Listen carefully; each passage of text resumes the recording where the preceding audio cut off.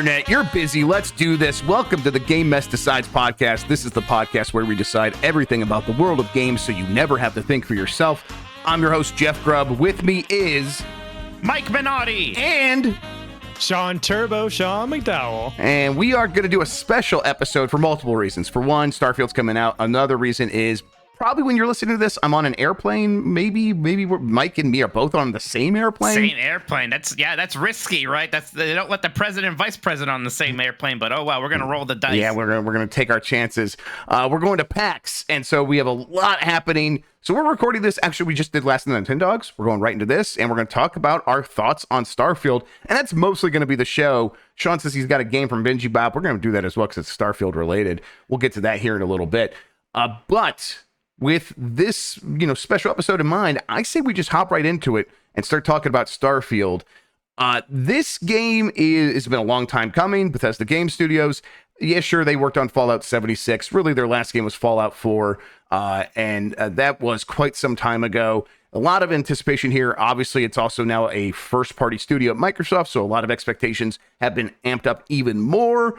And now it's here, and I will say that I am enjoying it a lot. It is a very good game. A lot of times, I think the more I play it, the more it's becoming a great game. I'm really enjoying it. That's where I am. I kind of want to get everyone's general take. Let's start with you, Mike. How are you feeling overall? Yeah, I think when you start this game, it can be easy to be a little whelmed at first. Yes. Because it can feel a little bit, this is not Farcraft, this is Farcraft. That was like 4 different games you mixed together there. Incredible stuff. Incredible. This is like the 5th thing I've done today. Content, baby. This is like Soldier 76, yeah. It feels like Fallout 4 in space, which I think is it kind starts of that way, a strong way, yes. Yeah. It definitely can't feel like that at first. And like Fallout 4 is not a terrible game. It's a game I had issues with. But even aside from that, Fallout 4 was great. Like you said, it's been a long time. There's been a lot of hype here. There's been a lot of kind of hopes and dreams about what this game can be. And early on, you kind of run against some stuff that maybe doesn't feel great, like sort of wonky quick traveling, and also quick traveling maybe being so convenient that you're not in your ship as much as you think you would be at certain points. You're doing a lot of like fast travel to this place to talk to one person or kill a few people, then fast travel back to the quest giver, turn the quest in, blah, blah, blah. But like you said, as the game keeps going, and I'm not saying, it takes 20 hours for the game to get good. No. The game's still fun, and you're constantly discovering new things. But the deeper you get into it, and I am at like that 20-hour mark, and I am certainly even more so at a point of, this is becoming really interesting.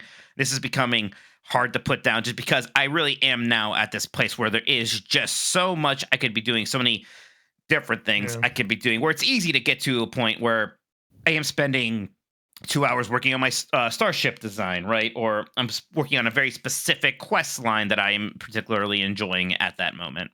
Yep. How about you, Shawn? How are you finding it? So I'm coming at it from an interesting perspective because I'm not a big Bethesda RPG kind of guy. Right. When it comes to RPGs, I do prefer like more JRPGs and similar games. So going into it, I didn't really know what to expect because I guess I don't know the language of Bethesda as much, let alone Western RPGs. That like Capcom design language? Is that a similar thing? Everyone's favorite around here, of course. But I will say a game that I loved in past couple of years was, let me make sure I get the right one here, The Outer Worlds, which was very fun. And I know that, that's Obsidian. That's more their flavor overall. But, in the family, the Fallout New Vegas-y style. Yep. So with Starfield, I was just hoping that would capture some of that. And I do find that, I think we'll get into this a little bit more. I will say I think I'm looking for a more Forza Horizon, and maybe this is a little more Forza Motorsport, which is maybe a sticking point for me a bit. But that's not necessarily a slight on the game. It's more of like where I'm coming from. But from what I have played and coming from this perspective, I do still find it interesting. I'm not as far as Mike is. Jeff, did you say how far in you are approximately? Yeah, I think I was probably about 25, 30-ish hours, and then and then I lost about 3 hours due to a bug, and we'll talk about bugs here in a little bit and stuff like that. Okay. But yeah, that's where, and then that I lost a little bit of momentum at that point. But Okay. but yeah, Yeah, I'm still early-ish on. I'm like a dozen-ish hours in, so I'm still sort of like still figuring out what we're doing, what who I need to be meeting up with in order to get the plot rolling and stuff. But I have kind of just been exploring and taking my time with it and sort of letting myself go with the game and sort of giving into it a little bit and saying Yeah. like, okay, this is how you want to do it. Okay, I can work with you on this. I have been overall enjoying my time with it, and yeah, it hasn't nothing's like beat me down in the way that it seemed like something might have for you. Yes, yeah. So yeah, it's just we'll talk about that. So I had a pretty bad bug. The game is pretty buggy still. It's a Bethesda game, and it feels like that in terms of the bugs. I think that the reports of it being the least buggy Bethesda release ever might be true, but that your mileage is going to vary. If you have something like happened to me where I could not land on back on Jemison, which is the main planet in the Alpha Centauri system, which is basically the hub world. The lodge is there. That's the home of Constellation, the main story group that you're a part of. Yeah. Yes, New Atlantis is a city.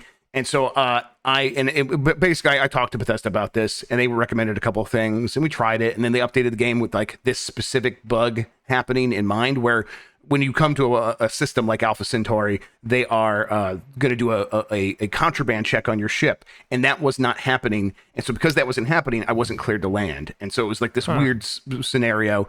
But either way, it's like I needed to go there to continue the main quest, and so I was just straight up stuck. My only option was to go to an older save, and in the process of trying to fix this, all my autosaves had been overwritten, so my last manual save was like 3 hours back, and that was really discouraging. That was really rough. It does feel like that specific thing is fixed for other people now going forward, but I think other people are probably going to encounter stuff like this. Yeah, but I haven't had necessarily game-breaking bugs. I've had I do think I'm having a bad luck with that. Yes. Yeah, well, but like I've had the game crash once, whatever. But I did cringe a little bit when I see things like this is the least buggy Bethesda game, because I don't know, it still seems kind of like one of those. Like I am still walking onto my ship, and there's just a person who half of their body is in the ground. Kind of a thing. Like I'm landing on a planet, and for some reason, like perfectly lined up with my planet is some like T-posing NPC model who's just kind of stuck with the geometry of my ship in some weird way. There's still a lot of these, an object just kind of spinning around because it has wonky physics at that moment. And, it's some of the stuff that I hear some people call like the Bethesda jank, and they say they like it. I'm not saying like it's driving me crazy, but it's definitely not adding to my experience, and I would definitely be happier with it. Honestly, the stuff that bothers me even more, I don't even know if you call it bugs, but it is still some of that Bethesda jank in other ways, where like you're talking to a character, like an NPC conversation, and like the other characters will still like come up and say they're like, oh, I see you dialogues. Like, how have we not? Why is this still happening? Or they're walking in the background, they're just bumping into the NPC that you're talking to. Yeah, they look like the TikTok NPC memes. The trends, right, exactly. It's the TikTok NPC memes that I guess there was a problem. It's like, oh, we're going to move beyond that now a little bit. Right. I think the truth here is that in a lot of ways, Bethesda hasn't moved on from what the fundamental Bethesda game making tech was. Like this, like Fallout in space, and it's still like that same engine essentially. Obviously, they made a lot of improvements. Right? It's creation engine at one point called Gamebryo.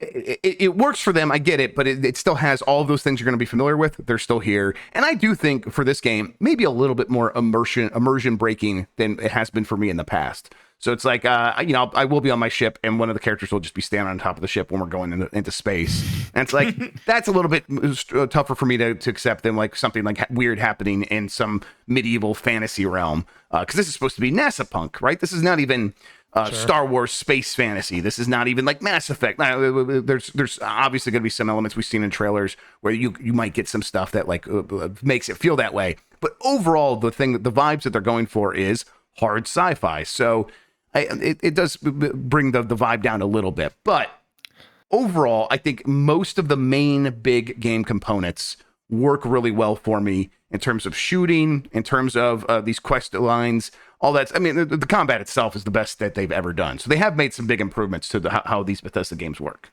Yeah, the shooting does feel better. That part is as advertised. Like, it's not going to suddenly feel like you're playing Doom Eternal, but that's a pretty marked improvement over, say, a Fallout experience. And I have come across like a lot of guns, almost too many guns. I'm carrying around way too many. Yeah, I think I have really. like 20 guns on me, like one for each ammo type. And exactly, that's what I do. Like I'm being optimal here, and I kind of have to maybe be a little bit more precious. In fact, like a hot tip, no matter what your build is, definitely specialize in at least one gun type so that you're kind of covered there. Because it kind of coming back to Fallout 4, there is still quite a bit of required shooting in this game, I would say. And that's like it's always kind of been like that with Bethesda games, and I sometimes forget it. Like there's immersive sim elements, but you're not gonna be able to talk yourself out of every combat situation. Very few RPGs really are like that. But yeah you're gonna fail enough checks too. Like even if you do try to talk your way out, you're probably gonna fail some checks. Yeah, there's still like a lot of shooting here, so it's a good thing that they did make the shooting feel better, and generally it does. Yeah. So on that note, I'm curious, since you guys are more familiar, do you miss anything like the VAT system being in this type of game, or are you okay with it being a more? Because for me, I just went to this like, oh, this is just like a third-person shooter kind of, which I think is like like later Mass Effect. Kind of did stuff like that where they moved more towards like it's cover shooter, and this isn't a cover shooter, but the levels are kind of laid out in a way that they kind of end up playing like that. I'm wondering, do you miss any sort of like tactical sort of like system-wide mechanic like that? I think VATS was helping to kind of cover up for some poor shooting mechanics. Yes. And as soon as you tighten those up, you don't necessarily need it. And look, it does just make the game feel a bit faster. Like I liked VATS. I think I like it as a Fallout thing. Just fine. This does not need it at all. I don't miss it. Yeah, I think I feel pretty much the same way. And as I'm like specking out my character in certain directions, I'm becoming more sneaky, and I'm using the knife a little bit more, and like sneaking up behind people and stuff like that, and using my my pistols a little bit more frequently. That is the weapon I spec'd in. And so I'm getting a lot of sneak attack damage and stuff like that. So the fact that stuff is working and is fun, I think I'm not even thinking about VATS when I'm playing the game. It's not even like, oh, I wish they had a system equivalent to that. Okay. Maybe that occurred to me in the first couple hours of the game, but not since then. You don't miss it at all. Mike, you touched on this, the exploration, the traveling around your ship. I think for me, the fantasy was going to be that I would, honestly, what I wanted this game to be was Sid Meier's Pirates in Space. That's, I think, the spaceship game that I really want still, and this is not that. So in like Pirates or like Outer Worlds, Outer Wilds, there is like this big mass of places that you can explore, and you travel in real time, and you could speed things up or whatever, but you actually have to travel to places, like physically move your ship. Here it is, you are selecting planets on a map, or you're selecting stars on a map and then selecting planets on a map.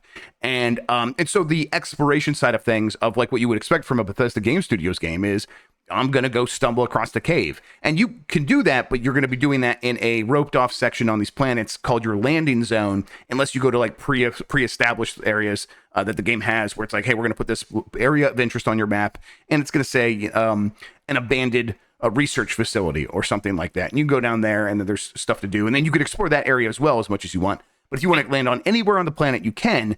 But then that's going to be like a 10 mile by 10 mile thing. And you can walk that by foot. I have never reached the boundary. I've never tried to reach the boundary. I'm not really interested in doing that. There's a few things around your ship when you land, either a half kilometer away, maybe a kilometer and a half. But I've never been at risk of running into this boundary that apparently is there that other people have run into. But it's like I had to like reconfigure the way that I was thinking about exploration in this game. And it was no longer like, okay, let's just sort of wander. I'm not going to set my ship to just go towards a star and then back out and do stuff on the ship and just like, and then like then look out the window and see I've arrived somewhere. No, it's not going to work that way. And that's fine as soon as I got used to it. But I wonder how you guys are finding the exploration, because it did click for me after I was like, oh, there's a bunch of planets or stars I haven't been to. I'm just going to keep pushing out and see what I find. And that was fun, but that took some like learning on my side. Yeah, like the on-ground stuff, whatever. I'd be fine even if it was more restrictive than that. If they just wanted to have their hotspots, that would have been fine with me. I don't need to land everywhere. It's a bit more of a bummer that I can't, like, within one solar system, fly from one planet to another. Or like from the planet to its own moon. Right. Yeah, you can't even really do that. Yeah, that is super awkward, because that's something I tried initially, because I felt like that just made a ton of sense. Like you would just, because when they put you out into space, they position you, in front of the planet, and you have, the moon next to it. And I thought to myself, okay, I just fly over to the moon. That makes sense, right? I'm flying around the outer perimeter of this planet.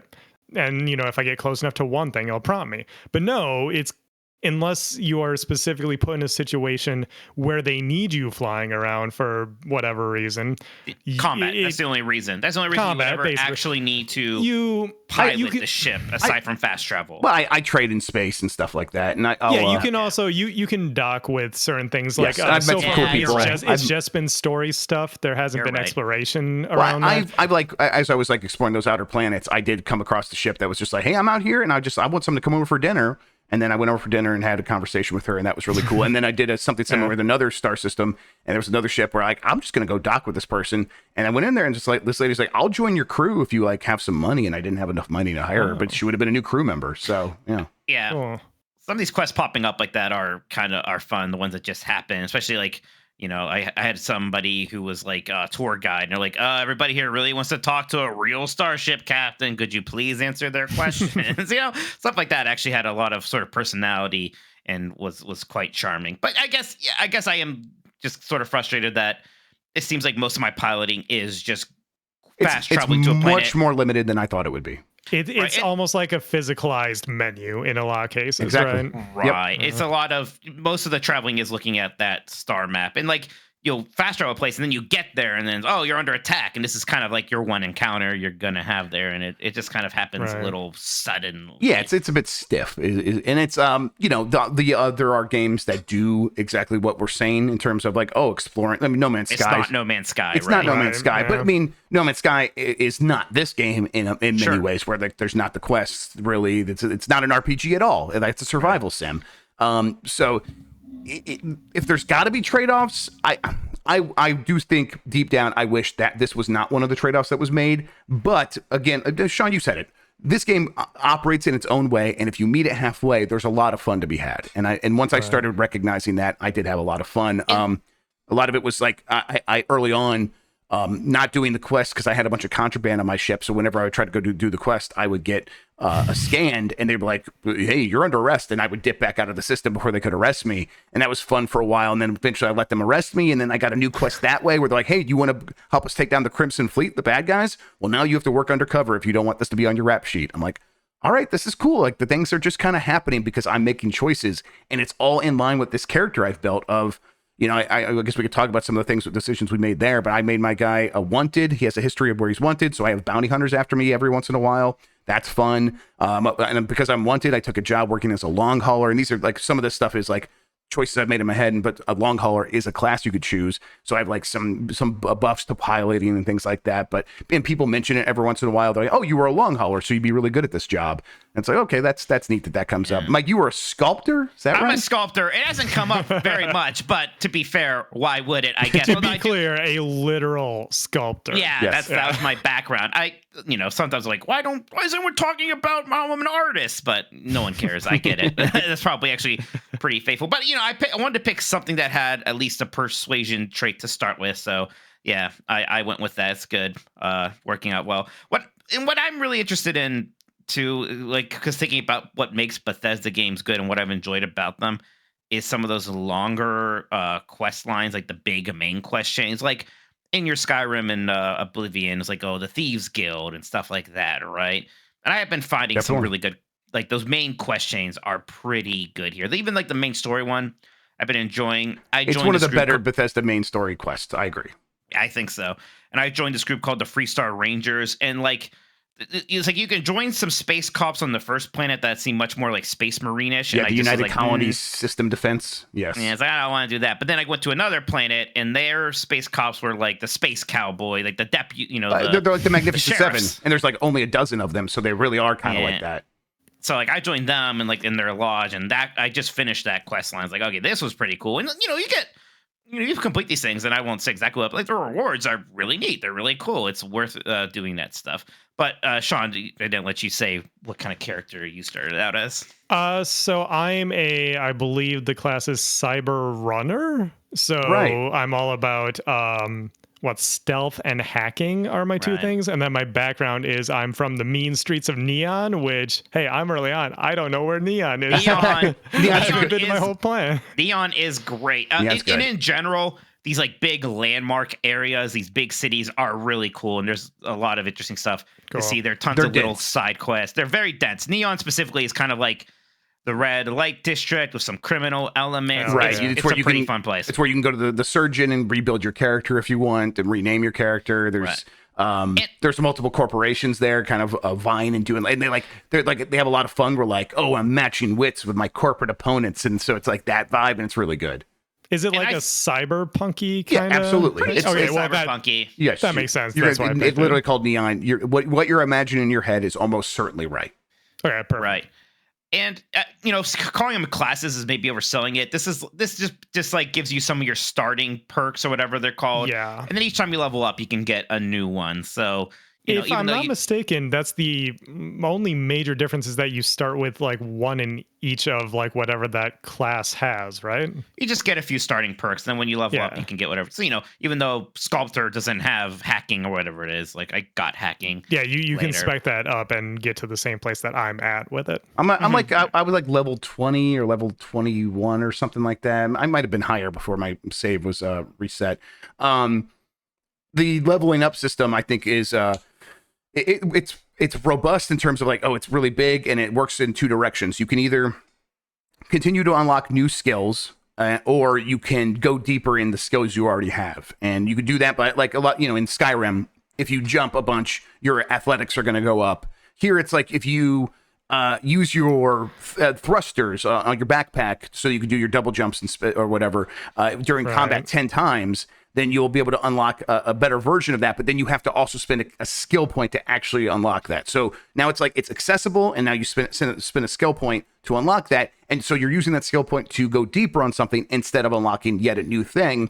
So I've got a lot of these that I've gone pretty deep on. So that means I've not gone to like the lower tiers of these skill trees, because on these skill trees you need like 3 on this row to get to the next row, Right. and so on and so on. So I'm like maybe on the second row on one of these skill trees, and there's like 5 skill trees kind of similar to the skills that were in Fallout. So And I you don't know how you shouldn't- guys doing that. I'm liking this system actually. Me 'Cause, too. you unlock a skill, then you get the thing like, well, now you've unlocked pistol specialization. Well, to get part 2, you don't just need to level up again. You have to at least kill like 10 people with a pistol. I always like that. That's like one of my favorite Yeah. things about like Wolfenstein, the New Order, and Fallout has done some similar stuff in the past. Skyrim, obviously, they're really good at these systems, and I think this one's very fun.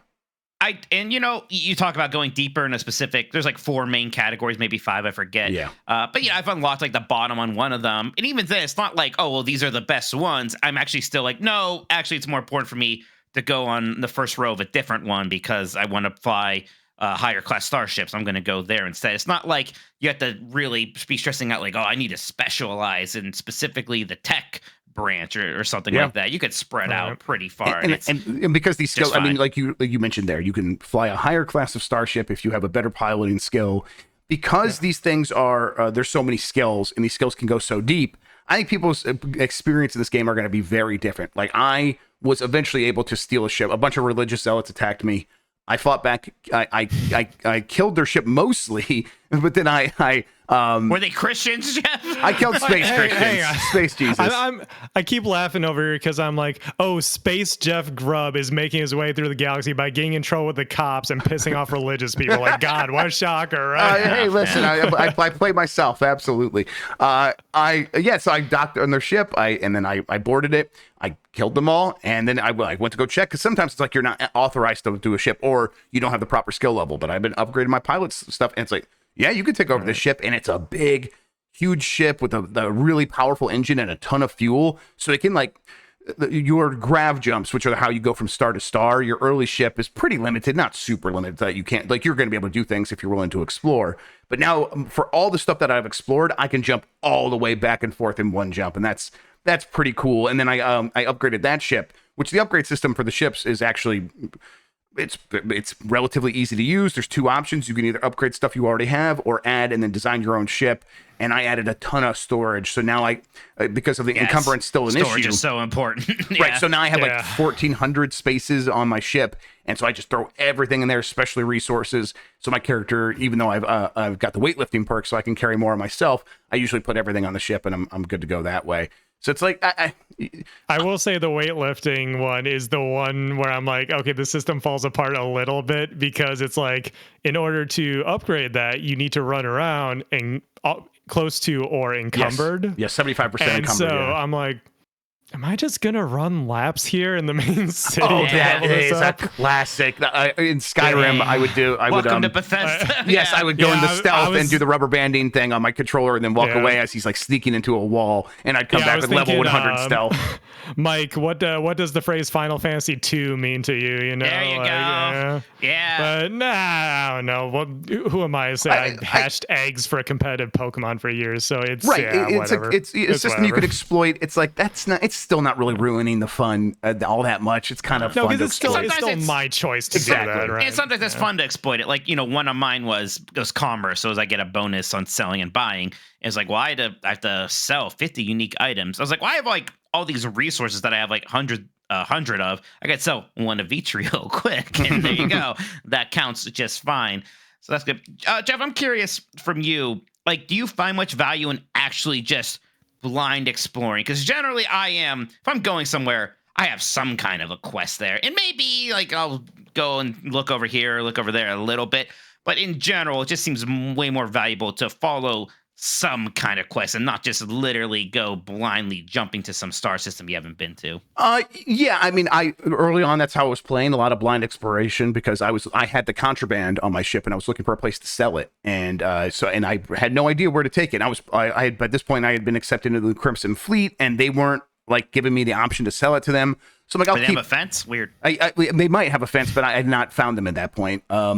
So I was like, I think at this point I actually could go to the Key, which is like their home base, and maybe sell it there. But at this point I did not know that, and they weren't letting me on the Key, and I found it. So like this might be a good example of that. So I did find some enjoyment doing that. There was because you will discover new quests and things that you can just kind of take on, and that will take you to other parts of the universe. And the game still knows what level you are. So it's like the quests that you're probably stumbling upon are mostly going to be like pointing you back towards the systems that are lower class. And each system does have a level associated with it. The deeper into space you get, it's going to be like level 65, and you're going to be outmatched if you get into any like space battles or anything like that. But I did come across the Key, which is the home base of the Crimson Fleet, a quest that I had started, but because I had not done a certain thing in that quest, they weren't going to let me on the Key, even though I was in the Crimson Fleet. So it's like most of the time you're probably going to be best served taking on those quests. And also the main quest unlocks some certain features that we're not going to spoil too much. They've been in the trailers a little bit,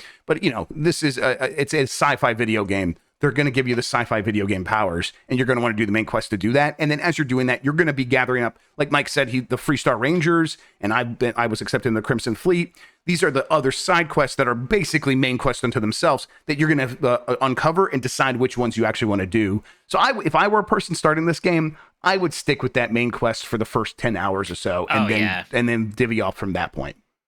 Yeah, I think that's pretty important because there is essential stuff that you are unlocking while you're doing it. And it's good. Think of it like Skyrim. Like, you're not getting your Dovahkiin stuff until you kind of progress through that a little bit. Yes, and it's been really good, and the characters are really mostly very fun. I enjoy spending time with them.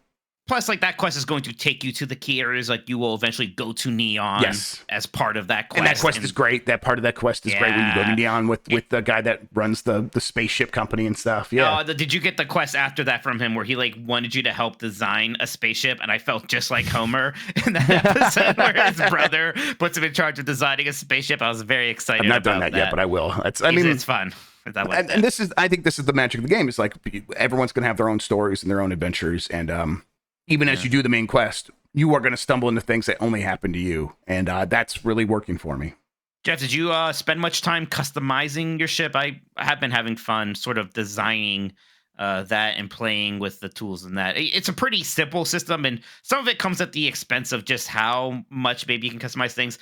But because it is so, quote unquote, like easy to use, you're able to make a pretty cool ship relatively easy since it's so modular and kind of just snapping onto these hinge points. Yeah, I'm having fun with it. I was mostly doing things out of necessity. I wanted more room on my ship. My ship felt kind of small at first, and so I just elongated it. I added a couple of halves in the middle of the ship so that I moved the back part of the ship that already existed, and I kind of just unstuck them and then put these halves in the middle. So I had this like long wiener dog looking ship for a while, and then. See, Of course, as soon as think a I lot of finished that, people- that's when I got the other ship from the religious zealots, and I took that one over. And that one's huge and great, and I've been messing around with that one a little bit. Yeah, I think a lot of people are going to have a hot dog ship for a bit. I did for a while, and then I like recently I was like, okay, I'm going to try to make this a wider ship. But like, yes. it still meant like 3 of like those habitation tubes in Mhm. a row, and like they connect at one point, but they don't connect in multiple points. So like the inside of my ship is a bit of a mess to navigate, but it looks cool, and that's kind of the most important thing right now. But you do unlock other ships, and I think maybe if you have the Starship Engineering perk, you can. Or even just through progressing the game, I'm not sure. You can maybe get some larger and wider crew areas. Yeah, and each part of the ship building thing, there's multiple factors there. The spaceship engineering's one, but I think if you have like a higher piloting thing or another perk, you can use bigger engines. So you can put a Class B engine or a Class C engine. This enables you to do more stuff like exploring unexplored star systems and stuff like that. So. Yeah, there's a lot going on, and I think I think when people start it, I think they're going to be like, I am mostly going on this space menu, clicking on the waypoint, flying there, essentially fast traveling there, going there, killing some people, and then going back to the original waypoint, telling someone I killed someone, and they're going to tell me to go kill more people. And it definitely does start that way, and I think that is a pretty. I think they should have figured something else out there, because that's not a great first impression. I found a bunch of fun stuff happening there, but I've talked to a lot of people who have said that they are bored by this game in the first couple hours. Do you guys understand that? Because I do. I think they should have done the Mass Effect 1 thing, where when you get to that first big city, they make you kind of stay there for a while, and they have a lot of stuff for you to do just in there. I understand they're probably anxious to get people to like use their spaceship and things like that. And I kind of encourage people to, when you get to New Atlantis, spend a lot of time. Like, I know we said do the main quest, but spend some time in New Atlantis, because it is this really interesting city, and there is a lot to do there specifically. But yeah, I think there's a pacing issue in the beginning, because there's so much stuff that you can do, and a lot of it's hinted at, and a lot of it you can't really delve into until you build up resources. Like, again, an hour 20, only just now am I really kind of exploring base building. Yes, I started doing outposts. Yes, which is this whole thing. And like I'm doing that, and that's like leading me to like the resource system, and I'm tagging resources that I want to go out and collect, and they have the great magnifying lens next to them. So when I do see them, like, oh great, this is one of those resources I needed. So after like, oh, I've seen like 10 of those, I'm going to go back and see if I can build a habitat now that's that I can actually afford that. So I can actually have someone stationed at this outpost. And these people that you're adding to your crew, some of them are like, oh, I'm an outpost engineer, and I'm good at outpost security. I'm like, well, I would love to just assign you to these outposts. So like they give you the incentives to want to work with these systems. And then the systems themselves are pretty fun. And the outpost building is like, you could do it first person or third person, whatever, like a Fallout 4, like when you're building the base in there, or you could hit V on your keyboard and then you go in the top down view and you're looking at it looks like just a city builder at that point. And it works really well. But you're right, I'm just kind of getting to the point where this is something I'm messing around with. And I love doing that in Fallout 4 when it didn't really affect much. It was just kind of like, I'm building a cool thing to show off all of my awesome power armor. And here it seems like there's a lot more sort of gathering up resources and having these characters like work on that stuff for you on these deserted planets. And the planets themselves like actually look really cool, and it's fun to spend time there, even if they are mostly barren. That's like, I don't know, the visuals are actually pretty impressive. But I guess that could bring us. This is a Bethesda game studio game. How do you guys feel about the visual technology of it? Feels a bit vanilla is maybe the right word. Yeah. I'm not impressed by it, but I also don't think it looks terrible. Like, Doesn't look terrible. I've been playing on PC, and it runs okay. It definitely runs worse in the populated areas. I have a 3070 Ti, and I'm like on medium settings, and then but even like my frame rate is still very variable, where I'm getting 60 FPS on like empty areas and maybe low populated areas. But yeah, in a city, it can drag a bit. Yeah, that's definitely something that I want to touch on briefly because I'm a little more technically minded. So this is the kind of thing I was tinkering with a little bit and everything. And, obviously, I think even by the time everyone's watching this, like Digital Foundry will assuredly have videos deep diving on it and everything.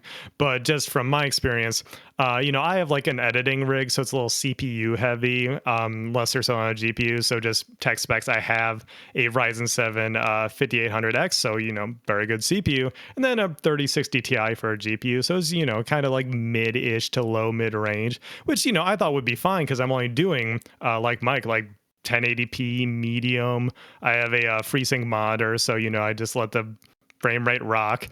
And I see now why they locked the frame rate down on consoles, because it's actually exactly what they said going into this, where it is consistently at or above 60 a lot of the time. But then you get into the cities and it is hovering around that 40 something, like upper 40, lower 50, even on my system. And I am limited by the GPU, which I was a little surprised by. But it's just it's a very heavy game, and we've had heavy games coming out. I was thinking of Baldur's Gate 3 while I was playing this, because I was like, man, do I gotta upgrade my GPU? I really hope I don't, but if I want anything more than this, I might. But thankfully I'm good with the way it looks at those settings and everything like that. So I feel fine. But it is a heavy game once you get a lot of things going in the big cities like you guys were talking about and everything. How about you, Mr. 4080? Please, 4090, right? Oh my God. I'm not disgusting. No problem with his rig. Wow. I didn't mean to insult you. It was running kind of flawlessly for me at first, and then a couple updates seemed to cause some issues, and now they've updated again. It seems to be running better again. Listen, I think this game, heavy is the way to describe it. People are there's gonna be a lot of talk about how to optimize this game and about them updating it and stuff. And I'll be interested to see what it actually runs like on day one for most people. But in terms of the way it looks, I think it's there's a duality happening here, where I think when I'm on a planet and I'm just kind of looking at it, and it's an icy planet, and the star system, or the star is rising and it shines across all the ice, and then there's a planet with rings around it up there in the sky. It can look really pretty.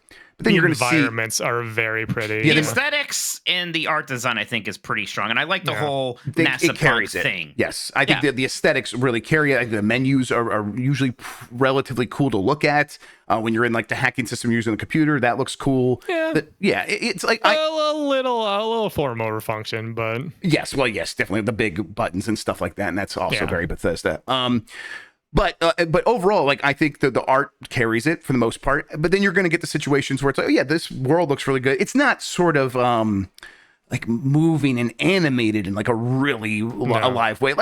Tears of the Kingdom, Breath of the Wild, mostly it kind of feels lo-fi, but it feels so alive because the grass is swaying and everything. The trees kind of feel alive as well. Yeah. So that really carries it. And this is not doing that. It is just kind of as a screenshot, it looks really beautiful. And most of these planets are, a lot of the planets are rocky or whatever. So that doesn't really matter so much. But then you're going to see, characters, and they're going to move around like stiff Bethesda characters. And that technology is better, but it's far behind most other games. And that doesn't bother me so much as but when I'm looking at it, it does feel old when you're looking at that. Now, in combat, that doesn't matter so much. You're just blowing away these dumb NPCs.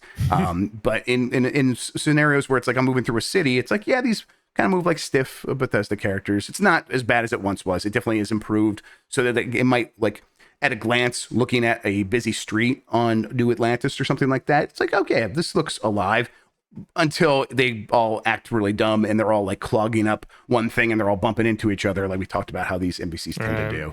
Or you just turn her back, and of course your companion is just sprinting like mad to catch up from with you again. You got lost on the steps or whatever. There was some mission where I had to sneak, and I had two companions, and every time I'd open a door I was sneaking to next, one of the companions would be on the other side of the door already. Of course, just that classic thing. Have you guys do you guys have a main companion? Because I've been going with Sam Coe a lot, aka Adam Jensen from Deus Ex. You'll be surprised to hear that Dan doesn't like Sam Coe because he hates having a kid on his spaceship. He's like, this is a stupid kid. I only want to fly with cool dudes. I'm oh my God, Dan. That's incredible. I'm still rocking with Sarah because contrary to what I've been hearing from a couple people, I think she's pretty neat. Okay. I liked Vasco because he won't judge me when I do my foul things in space, when I do my crimes and kill the religious people. He's just like, yeah, I'm a robot about this. I'm like, God damn right you are. You're my pack mule too. Here's some more resources for you to carry. He's also going to alert every enemy in the area where he goes stomping. That's why I had to stop running with him, actually. He's just so big. And like, it is like even things like, oh god, my companion's still in my way. Get out of the way. My least favorite thing about this game are the goddamn ladders. Because especially when you're boarding a ship, they'll have these tiny ladders. I thought this was like the big deal. Like we got ladders. We got ladders in the Bethesda game. Yep. They're so bad. You push E or whatever it is to use them. Your camera like zooms out to third person so you can grab it. But sometimes you don't grab it anyway, so your camera just goes to third person. Oh, that hasn't happened to me. Your companion is already on the ladder, and you're not allowed to use the ladder if your companion is on the ladder. So you gotta wait for them to do something, and then you get on there, and suddenly it's in third person. But the hole that you're going through in the ladder is like this big, so the camera's bumping up against that. I don't know. The ladder's really throwing me off. They're really bugging me. What companion are you using when this happens? Because it hasn't happened. Okay. That seems like your companion probably isn't even programmed to use ladders, so you just have to teleport. Yeah, I don't think he uses ladders. So yeah, opposable thumbs or whatever. Exactly. Yeah. But I mean, I know what you mean. Like, I'll definitely be in situations where and I think this happens in the quick look, where it's a very harrowing situation, and I'm trying to run and get away from someone attacking me, and that's all I can do. And I get stuck if someone's in front of me, and I have to like try to run through them. Yeah. So and it's like, oh, okay, I guess I'm gonna try to hop over you, and it's awkward. It's still that Bethesda jank, and I guess I'm still mostly okay with it because of what it enables. But a lot of times, I think for the most part, it's like some of these things I feel like you probably could have figured these things out. Like the ladder situation that Mike's having, there's no excuse for that. They could have done better there. Yeah, and I guess some of it is like really being kind of sold on some of the promise of this being like the next biggest game. Like, they had that really good presentation over the summer, and it looked really good. And this again, I like this game a good bit, but I definitely came out of that thinking like, oh, this is like, whoa, this could be my game of the year actually. And it's definitely not that, right? No. Is it going to be in the top 10? Yeah, could be. I think there's a good chance of that. But I think some of those high hopes, some of those highest hopes got a little bit dashed, and then kind of rebounded a bit as I played more and more of it. God, that's where I'm at too. Yeah, I do think though that leans into like manage your expectations, because I think that this game has been relatively straightforwardly marketed, where they do say, yeah, there's so many places for you to explore and so on and so forth. I do think people are running with that maybe a little too much, where I think they're building this game a bit much in their heads and not, thinking about it rationally of like, I've been saying for a long time, y'all, this is going to be Fallout in space. And from what I've played, and it seems like what you guys have played, it's Fallout in space. Yeah, and it starts that way for sure. And if there's areas where it's improved or grown, it happens subtly as you're playing over time. It's you're not just playing the same game again. It's just there's a formula, and this formula has grown for them. Yes, exactly. You should expect Fallout. a Bethesda game from Bethesda. Yeah, if you like Fallout, if you like those games, but hey, this is gonna be like a newer take on that. It's not going to be greatest thing since sliced bread necessarily. Exactly. Right. There's a lot of undue pressure on this game just because things have been rough for Microsoft, and like Microsoft does almost seem to lean into it, like, well, don't worry because this is the game. And in some ways they're definitely right. Like, this is definitely the biggest exclusive that they have had. The dragons are coming, everyone, don't worry. This is the biggest exclusive they've had in a long time. But I am, again, when this comes out, Jeff and I will probably be in an airplane. The internet's already been freaking out. Even we're recording this on a Tuesday night. The internet's already freaking out, like just losing their minds over this. So, and it's not going to get better when this is out and when you guys are reading these reviews. It's going to be real rough out there. So I guess this is the next game from the studio that said Skyrim was their 10-year game, and they want this to be their next 10-year game.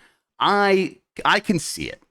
I don't think it's as natural of a fit as Skyrim was. for mods and stuff like that. But I think this game is going to get there and it's going to be like the next biggest mod supported game after Skyrim, I think. And It has to be, right? yeah, and I'm looking forward to that. The next time I'm playing this game now, I'm going to play it through. I'm going to beat it. But the next time I play it, when I come back to this game a couple years from now, that game that I will play will be nothing like the game I'm playing now. Maybe that's part of my thing, because I'm never much of a mod. Right, I was going to ask, you guys ever use mods on games like this? No, like when I play, like I think I ran some, like even if I do, it'll just be like the graphics mods, and even then, sometimes I'll be like, I don't really actually see the point of this. This is like looking slightly better and destroying my performance. I'll actually just turn that off. So generally, not really. I'm weird. I'm like a things must be canon kind of guy. Sure. So it's like I don't like mods that like add fan generated content. Nothing against it at all. It's just a me thing. I'm not into that. But I'll do, like performance and graphical mods and stuff like that. Yeah. Like even like, like some things like, the Millennium Falcon, somebody modded it into the game. I could watch a video of that and kind of get all I need. Yeah. Right. Yeah. Yeah. I'm not going to do the Thomas the Tank Engine one. I think that's great. No. And I will watch the video as well.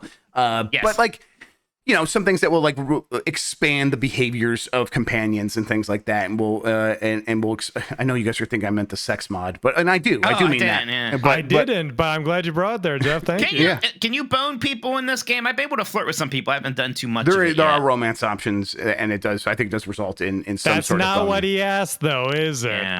I think it results in eventually you getting down and dirty. Yes. Wow. Because again, we're coming off Baldur's Gate 3. You're the first one to say it. You're the first one to say it. I've been avoiding it. The people are gonna freaking lose their minds when people start comparing this to Baldur's Gate 3, which I think is a fair and normal a game that came out, like a few weeks ago. Yeah, shocker. Right. How of course. Dare you? Yeah, it's gonna be a completely fair comparison, but people are going to shit their pants. And it's going to be going to lose their minds. Yeah. And again, I don't want to call a shot because I don't know. I think people are going to lose their minds that this game's Metacritic score is probably not going to be in the 90s and it's going to be. Well, yeah, let's shoot our shot. Let's do. I mean, we've played the game now. We have our original guesses with Wolf. I'm going to guess that the Metacritic's going to be 84. I was going to maybe say 85. I think there's going to be. I don't want to say ungenuine a lot of 10 out of 10s, but I think there's going to be some 10 out of 10s from people who are just like, this is really prestige gaming. It must be 10 out of 10. For some reason, there's going to be quite a few extra 10 out of 10s. So I think it might be more like an 86. Yeah, that's fair. I was actually going to say 86. So I do think it'll be like, mid to upper 80. So I'll go 87. I think it'll be around this 86, 87. So we've been having such a year that for some people they're gonna lose their minds that the game that they thought would be like the biggest best game of the year didn't get a Metacritic score in the 90s. To be fair, when Skyrim came out, it was game of the year for a lot of people. And it's like the expectation is they will grow and keep doing it. Fallout 4 wasn't. Yeah, I know, but people always forget Fallout 4 when they're kind of thinking about this is the game that's coming out after Skyrim. So yeah. What was Fallout 4's Metacritic? Now I'm kind of curious. It was pretty good. I don't know. I think it was around there. It was like 84 or something. Skyrim. I bet it was like 88. Was it 84? There you 84. go. Okay, shit. So I guess keep that in mind. I guess a little bit, huh? Yep. Also, keep in mind, scores don't mean shit. Yeah, it's not going to matter. Right. This is a Game Pass game. Go play it and make your own decision. Maybe we're all crazy. Maybe a zillion people are going to think this is the greatest thing ever. And to be clear, I think we all like it. I think we all. I'm bordering on loving it. I really am having a very good time recently with these last handful of hours. Other than my major bugs. Sure. Yeah, I'm not even a Western RPG guy, and I'm enjoying my time with. It's a good game. Yep. And I've definitely been enjoying it. I guess it's just hard to not. I don't know. Some of it is just that Bethesda jank and thinking, man, I did think we were going to come out a little bit better on some of this stuff than this, just in terms of that, of the jank. Yeah, I guess I definitely don't listen to that least buggiest Bethesda game ever thing. Because don't get your hopes up there. Yeah. I do want to say, because I don't think I actually got this in when we're talking about bugs. I will say I have had 0 major bugs. So, this is your mileage may vary. Okay, obviously, you guys ran into them. But, and like I am early on compared to you guys, but I've had like my leg might clip through a rock or something unexpectedly. I But other don't than even that, count that. Yeah. yeah, exactly. Other than that, I actually haven't had any Okay. bugs. So there you Maybe go. I'm lucky. Maybe maybe It's going to be that's a roll the of the norm. dice, Who though. can say? Yeah, it Exactly. definitely is. Absolutely. With any of these kinds of RPGs, it always is. So we'll see. I guess I don't mean it. I don't mean to like be coming across as negative, but it is. I don't know. It is just kind of these things do pop up, and sometimes it kind of can come weighing down you. But then you have these PlayStations like I had yesterday. I played like 5 straight hours and was just really having a great time. And it's been much more of those the deeper that I do get into the game. And it does feel like it is at least as big as they promised in terms of it's a big game for sure. It's big yeah. and Sure seems like it. And it's not like held together with spit and duct tape in terms of like that the amount of content. As you go deeper, there is more stuff to enjoy and uncover, and more characters to get to know, and That's all good that to stuff works really well. All right, cool. I think what we're gonna do now is we're gonna take a quick break. When we get back, we're gonna do our game, and then we'll probably wrap this up. Thanks for listening, everybody. We'll be right back after this. All right, we're back, and we got it closest to the messy pen. Shawn, why don't you take it away? That's right, everybody. Even though it's a special episode, we had to do one. Closest to the Messy Pin, Volume 15, presented by me, Turbo Shawn, powered by Metacritic, and as always, executively produced by Benji Bob Kojima. Now, if you don't know the rules, every round the boys will be given a certified retro game that is older than 10 years, if you didn't know. The goal is to predict the game's Metacritic score as it stands right now on Metacritic.com. We do use a closest to the pin scoring system, which means that the boys will be guessing the score, and each point deviated that they are will be added to their score. Golf rules, they want the lowest score at the end of the game. If they get the exact number instead of a 0, they will deduct 5 points from their total score. So, yet again, I am unprepared and don't quite remember who won, but I believe Mike snuck it out by cheating. I'm not gonna say his time because I was wrong last time. Mike won because I had which that. is why you won. Yeah, I did not know that the one game was a Kinect game. You thought it was the regular one. Yes. You know what? Though? That score should have been because that's a From Software game, so it should have got a higher score. Wow, incredible. Okay. Anyways, that means that Jeff will be picking first. Yeah, that sounds right. Jeff, I need you to tell me what you think. Eve Online, released for the personal computer, May 6, 2003. 22 quick reviews has on Metacritic.com. I'm just gonna throw out a random number. I'm gonna say 76. 76. Not huge confidence in Eve Online, huh? I just again, how do you even review it? Like for a person doing a review of that game when it first came out, playing it for like 30 hours in like 2 weeks. Like, what the hell are they gonna possibly? Yeah, did they even find what could be like even in the shape of fun? I don't think so. Okay. I mean, how would you review Endwalker, Mike? You know, like, I'm just saying. Somehow sure significantly more easily than Eve. Yeah, I'm sure there's some through line there in Eve that you could play follow. the story. I don't know, motherfucker. This Eve slander. It's not slander. No. Eve, no, it's ignorance. It's ignorance. Even no, it's not even. None of us know what the hell this game does. It's so much more complicated because you have to like make like actual real world relationships and start your political intrigue with other actual humans, and it's like that takes more than 30 hours. Not always. You can just go on the middle of nowhere and like mine your fucking ore and shit. I think Jeff and I both had experiences like we're gonna get into Eve, and then it's just like, okay, I guess I'm not. And I'm like, I'll read a book about Eve. You guys are Eve. Scrubs. You know what I got into? That fucking Dust 514. Or oh whatever. man, that's what I was the Eve into. shooter. You were affecting change in the Eve Online world. That's right. All the battles. Me. Yeah, they were going on, you know, up above, and I was down there on the planet. Dude, that was awesome. Why am I super unsurprised to learn that Christian is really into Eve? I'll say an 80. All right, 80 on the dot. Mike's locking that in. Jeff has a 76. Eve Online is in that. A 69. Nice. Yeah, I should have gone even lower. Jeff was right. Jeff was on the right path there. I'm actually super interested to read those reviews. Right. I think if you played only 30 hours of Eve, it'd be miserable. I mean, if you played like 200 hours for the review, I just don't know. How do you? That's the worst game ever to have to review. This was very much we must review everything. Still for sure on the internet though. So yeah, who knows? Anyways, game number 2. It's gonna be Mikey's pick. Homeworld, released for the PC August 31st, 1999. 20 critic reviews. People really liked Homeworld. Is this the game that Jeff pirated on his parents' PC? Yes. Well, one of them. Okay. There's like a handful. I did that, Civ 3, a couple others. Basically everything before he got into the industry. People really like this Homeworld. I'm going to say a 92. Ooh, okay. People like this game. That's what I was going to say, too. I will go with a 91. This was a Game of the Year contender for many PC outlets. All right, Homeworld over under 92-91. It is a 93. Shit. Wow. Shit. Jeez. Oh, And I was like, nah, 93 would be too high. I'm a coward. Yes, not. All right. Very impressive there. Game number 3. Xenosaga Episode 1, Der Weil Zermacht. I'm so sorry, Canoodle. PlayStation 2, February 26, 2003. 35 critic reviews. Jeff. I'm gonna say just a meaty 86. A meaty 86. Yeah, just like a lot of people are like, oh man, I'm very excited for the next big RPG after Final Fantasy. They love the Der Weils. And They love the and Zermacht. they just like love German. Der Weil Zermacht. I just love that. I think people were really thrown off by just how weird and talky Xenosaga was. It got worse as the series went along, I think. Yeah, Mike, you gotta be more in tune with this. I'm interested to see what you say.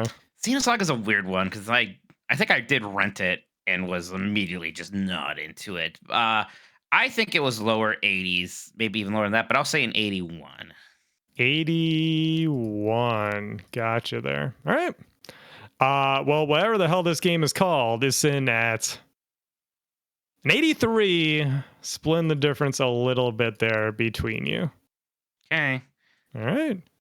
That is, for the audio listeners, Mikey at 14, Jeff at 12, which means that Jeff is just barely in the lead for now. Crawling my way back. My golf score's just a little bit better.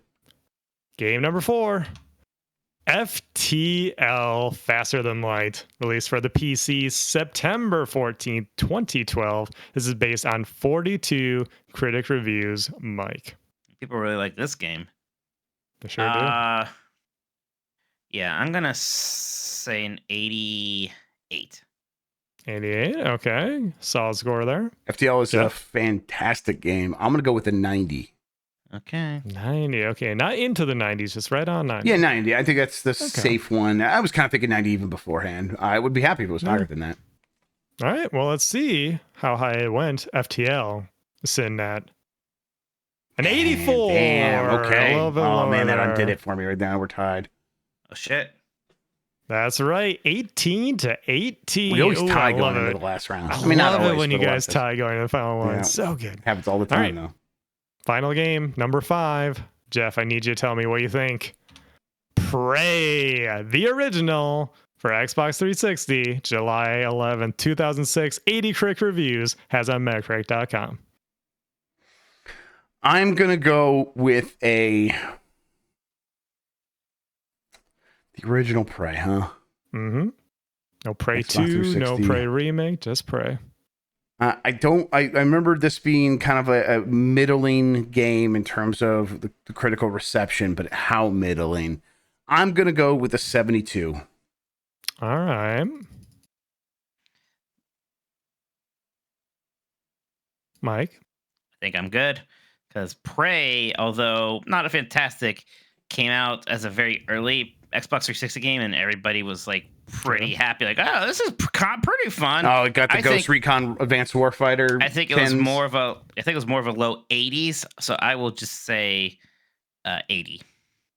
80, the Graw effect. Okay. Well, this will be interesting to see where this one lands. I'm curious if it goes somewhere in the middle between these two. I felt very confident. We'll see that. Being an early Xbox 360, that's a good point. Prey, the original. 79. Oh, right there. Yeah. Wow. Good job, Mike. Mike was 1 off. Woo. Jeff was 7 off, which means Mikey takes it 19-25. That's a good gift. All right, that guy's That's a good butt. gift. Yeah, rocket ship. For audio listeners, there's a gif of a homemade rocket just shoot right into a dude's butt. Incredible. Good stuff. Thank you, Benji. Thanks, Benji. Thank you, Shawn. All right, Mike, we've been playing Starfield, so we talked about that. Anything else real quick that you want to touch on? I really enjoyed Armored Core 6, but I only played like the first mission, so I'm glad you're I'm glad you're enjoying it. I'm really happy Dan's really getting into that was Armored very Core. surprising. Did not expect that. That's kind of fun. So no, I'm glad that he's been getting into that. I had my Dead or Alive Extreme Beach Volleyball stream, which was a lot of fun. Like, I had a fun time with that game. But I can't believe Christy's not in Dead or Alive Extreme 3. That's a Shawn, crime. what's up with that? She's not in Extreme 3? Well, they kind of made her uglier. I think they're like this character is too. So basically, she's not in there just because she's uglier. Because that's not your I think Christy. Deserve to be in it anymore. I think because she's evil, they thought that, I don't know. They made her more like angular. I don't know. She started looking more like a Evil Cinderella people are some of the stepsister. hottest people. That's taking off right now, dude. Jury got everyone licking her feet. Yeah, Come that's on right. now. Yeah, but that's not my thing. In fact, I was kind of distraught to find out that Christy was evil. I just picked her because I liked her Short hair, we know. You like the short hair. I liked her short white hair. I liked her short white hair. The You're right. ladies That's of the world. That's basically all it We was. see There, lady. right? Yeah, we There know. weren't a lot of short hair options in Dead or Alive, so that's why I picked her. Okay. Correct. But no, I had fun with that. But I don't know. I guess that's about it. There's been a lot of Starfield, so it's interesting to actually be able to talk about that. Yeah. Other than that, like I think I played a little bit Madden, but I played Bomb Rush Cyberpunk. Yes. Yeah, you can see those things on Giant Bombs. So I think what I'm gonna do now is I'm gonna hit this button and I'm gonna ask Mikey, where can people find you on the internet? Well, there will be a new 90s Disney up on the 1st. It's going to be about the Disney All-Star Resorts. So please check that out at 90sdisney.com on all your podcast places. Man, we did a lot of stuff today, Jeff. Yep. And I'm gonna do a lot more stuff tomorrow, and I think we both because we got that preview thing we're working on, and then we got Blight Club. Yeah. I got Game of Blight Club will Mornings. be fun at least. I'm excited for Blight Club again. Oh, Return I of think Lucy Psycho can 6. do. I think Lucy's available for. Right? Did she say that? I gotta find out. Mike, if I need someone, can you be around? I don't know if I can. I know, because okay, this you might be preview starts busy. at 10:30. You might have to get someone else. Shawn, where can people find you on the internet? They can find me as Turbo Shawn, SHAWN, on most places, sometimes with an underscore. Look for my face. You'll find me if you're in the right spot. And then, make sure to follow Giant Bomb on all their social media channels so you can see all the goofy little clips that I do for them, oftentimes involving these two knuckleheads making absolute buffoons of themselves. We're going to have that Game Club discussion of Super Metroid going up at some point here, too. That's true, and we neglected to mention the game club for this month is Starfield. So if you want even more in-depth discussion from me and Mike and the rest of the Game Mess crew, all the patrons, it'll be at the end of the month there, yeah. And the new Jeopardy is up for Patreon supporters, and you should watch it. Oh yeah, with Red Valentine for the public feed. Yeah, and the public, Emma the public Fife. one. Yeah, the public, and then Emma Fife. That new one is up for the early Patreon one. if you are a supporter. And then fun time. Yes, links. Yes, it's a real good one. I had a lot of fun on that, so people should watch it. Watch it twice, maybe. Is it gonna be nice we're on an airplane for 5 hours and we don't have to do anything? Yeah. Well, I don't know. That will feel weird. So I've not had a 5-hour stretch where I haven't had to do anything. I'll just be asleep. Yeah. We're not sitting next to each other. We're on the same plane, but we're not sitting next to each other. That's right. We're just on the same And flight. I'm not going to make an effort to do that. I hate when people switch seats, Mike. I don't care. Okay, cool. Yeah, just making sure. I'm gonna sleep. Yeah, you're going to be asleep. I don't want to sit next to you. It's like Yeah. sleeping lump over here. Yeah. Bye, everybody. See you in Seattle. See you at PAX.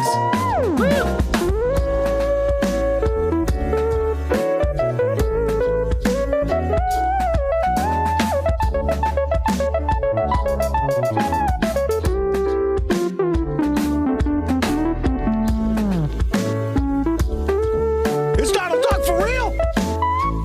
They are going to come for Zelda. Tommy Tellerico Studios. Hi, doggy. Where's that barrage?